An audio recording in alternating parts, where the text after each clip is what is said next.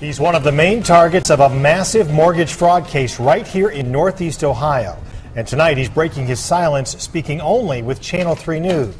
And a good Thursday evening, everybody. I'm Eric Mansfield. And I'm Monica Robbins. Cleveland realtor Tony Viola lashes out at prosecutors for making what he calls absurd allegations in what is being called the largest case of its kind in the country. The investigator Tom Meyer has the exclusive.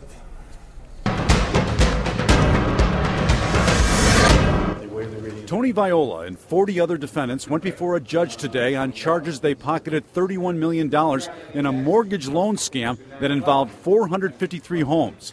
Prosecutors say Viola was a major player who helped orchestrate the scam by bringing in buyers for the homes and helping them falsify credit applications to obtain loans. Apparently, the government's case is that there's a lot of loan fraud and that a title company committed fraud and a mortgage company committed fraud, and they did so because Tony told them to do it.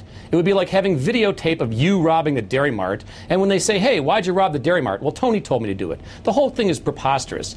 Viola says he's being targeted by the government based on the word of a former business partner who got busted in the scheme. Viola says mortgage broker Nicholas Miles is lying to prosecutors about Viola's involvement to save his own skin. These banks, on an ongoing basis, at mortgage companies throughout the country, coddled and enabled crooked loan officers and turned a blind eye to questionable deals. So what kind of guy is Miles? We found he's been sued by 2 mortgage companies claiming he knowingly submitted fake loan applications and made a bundle on them. Miles wasn't in court today because prosecutors are negotiating a plea deal with him. I'm not going to get into Mr. Miles at this point in time, his checkered past, his past, whatever that may be. Viola says one of the supposed victims of the case, Argent Mortgage, was complicit in the scheme. Last year, a state investigation found that Argent targeted African Americans for subprime loans and never monitored applications submitted by mortgage brokers to ensure their accuracy. This was a national catastrophe of banks that were engaged in absolutely outrageous behavior.